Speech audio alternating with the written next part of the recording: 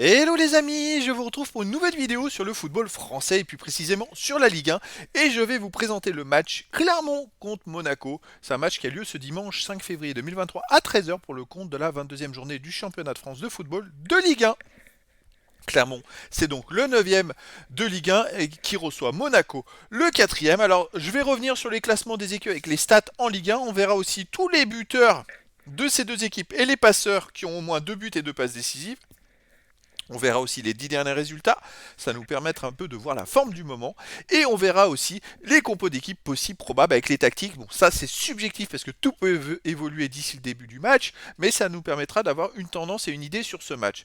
Alors donc, on a Clermont 9e avec 30 points en 21 matchs, 8 victoires, 6 nuls, 7 défaites, 24 buts pour, 27 contre, moins 3 de goal average. Ils reçoivent donc Monaco qui est quatrième avec 41 points en 21 matchs, 12 victoires, 5 nuls, 4 défaites, 46 buts pour 29 contre, plus 17 de goal average. Et Monaco est à seulement 10 points du PSG au final.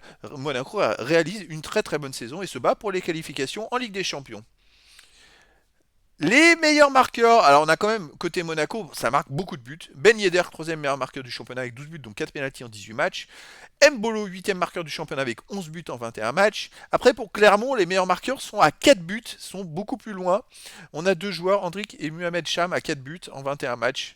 Alors côté des passeurs, Monaco marque beaucoup de buts, donc ils ont beaucoup de passes décisives. Donc Caio Henrique est cinquième meilleur passeur du championnat avec 6 passes en 18 matchs. Et Alexandre Golovin, sans le E, qui est huitième passeur du championnat avec 5 passes décisives en 20 matchs. Et pour Clermont, le meilleur passeur, il est 22e, c'est Saif Edine Kawi.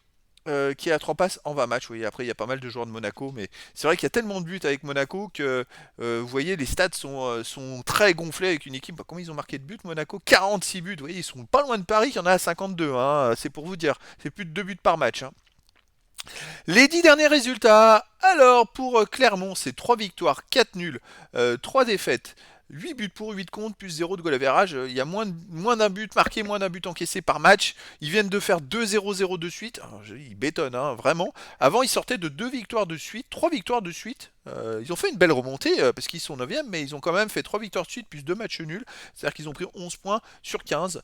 Une équipe assez embêtante en ce moment. C'est vrai que depuis leur défaite au milieu de ça au tir au but contre une équipe d'honneur, c'était le Strasbourg, l'équipe de Strasbourg, de la banlieue de Strasbourg, je pense que ça a dû les titiller un petit peu.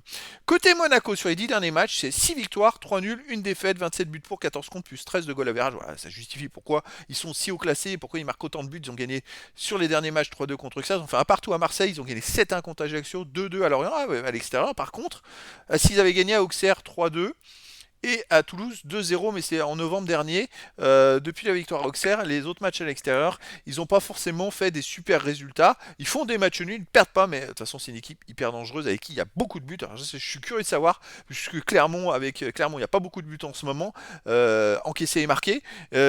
Donc je suis curieux de savoir comment Monaco va pouvoir jouer contre cette équipe de Clermont. On va aller voir les compos d'équipe probables possibles, parce que tout peut évoluer d'ici le début du match. Alors pour Clermont, gardien Dio, défense Sedou, Vietesca, Coffrier, milieu de terrain Alivena, Kawi, Magnin, Borges, milieu offensif Cham et Rachani, attaquant Hendrik. Alors c'est du 3-4-2-1. 6 milieux de terrain qui doivent s'adapter suivant quand ils ont la balle et pas la balle.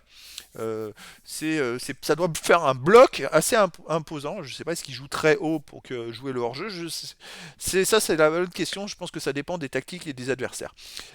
Pour Monaco, gardien Nubel, défense Vanderson, Dissasi, Maripan, Caio Henrique, milieu de terrain Martins, Fofana, Camara, Golovin, attaquant Ben Seguir, Mbolo ou Ben Yedder. Après c'est étonnant si Ben Yedder il joue pas, vu que c'est le meilleur marqueur de cette équipe. Et l'un des meilleurs marqueurs du championnat. Après, Mbolo et Ben Seguir, ils sont très forts aussi. Donc c'est vrai que là, Monaco a une force de frappe en attaque qui est assez impressionnante.